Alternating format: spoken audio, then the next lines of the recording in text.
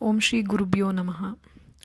திருவையாறு க்ஷேத்திரத்தில் காவேரி, குடமுருட்டி, வடவாறு, வெண்ணாறு, வெட்டாறு என்று 5 நதிகள் பாய்வதால் திருவையாறு என்று பெயர் பெற்றது. 1942ஆம் வருஷம் நடுக்காவிரியில் வசித்து வந்தது சின்னசாமி ஐயரின் குடும்பம். இறைபக்தி, ஆச்சார அனுஷ்டானங்கள் எல்லாவற்றுக்கும் மேலே பெரியவாளிடம் அப்படி ஒரு ஆத்மார்த்தமான பக்தி. திருவையார் வரும்போதெல்லாம் பெரியவா இவருடைய கிரகத்திற்கு கட்டாயம் வருவார். சின்னசாமி ஐயர் நித்தியம் வீட்டில் சிவபூஜை மற்றும் உள்ளூரில் இருக்கும் சிவன் கோவிலுக்கு சென்று பரமேஸ்வரனை மனமுருகி வழிபடுவார். சாயங்கால வேளைகளில் ராமாயண உபன்யாசம் செய்வார். இவருடைய பிள்ளை நாட்டுப்பெண் பெயர் பொருத்தம் வெகு அழகாக ராமச்சந்திரன் சீதாலட்சுமி என்று அமைந்தது.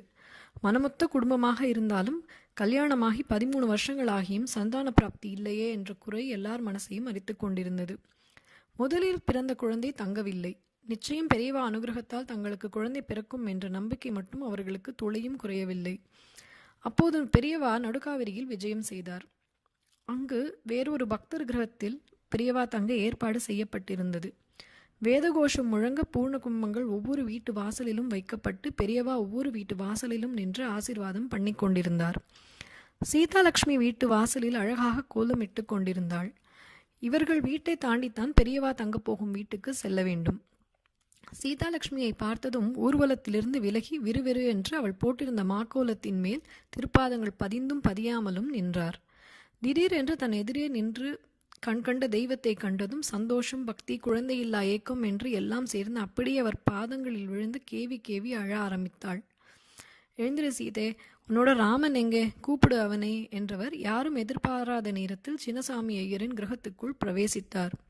சீதாலட்சுமி தன் அகத்துக்காரர் ராமச்சந்திரனை தேடிக்கொண்டு ஓடினாள். முன்னறிவிப்பு ஏதுமின்றி தனது வீட்டுக்குள் சாக்ஷாத் பரமேஸ்வரனே வந்து நின்றதைக் கண்டு சின்னசுவாமி ஐயர் பிரமித்தார்.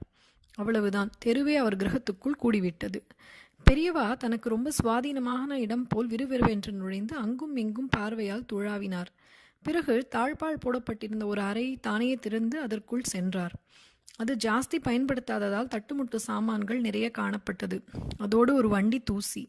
பெரியவா கதவை திறந்ததும் ஒரே புழுதிப்படலம் மேலே கிளம்பியது. தன்னுடைய ஒத்தை வஸ்திரத்தின் ஒரு முனையால் கீழே தூசியை தட்டிவிட்டு அதையே லேசாக விரித்து கொண்டு தரையில் அமர்ந்து விட்டார் கருணை வள்ளல்.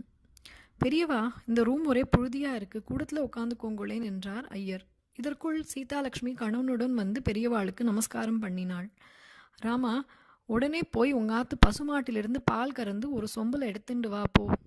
உத்தரவு பெரியவா. அடுத்த க்ஷணம் ஒரு சொம்பு பாலோடு பெரியவா முன் நின்றார். பெரியவா கண்களை மூடிக்கொண்டு சற்று நேரம் அமர்ந்திருந்தார். பிறகு, ராமா, இந்த பாலை கொண்டு போய் கொடமுருட்டி ஆற்றுல ஊற்றிடு. அப்புறம் சொச்சம் இருக்கிற கொஞ்சோண்டு பாலை அந்த ஆற்றோட கரையில் ஊற்றிடு. அந்த ஊற்றின இடத்துல இருக்கிற மணலை கொஞ்சம் தோண்டு. அதில் ஒரு அஸ்திவாரம் தெரியும்.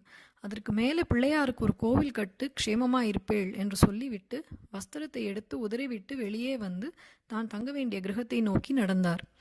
பெரியவா சொன்னபடி உடனே குடமுருட்டி ஆற்றுக்கு சென்று பாலை விட்டுவிட்டு அதன் கரையில் மீதி பாலை ஊற்றி மண்ணை தோண்டினால் அஸ்திவாரம் தெரிந்தது.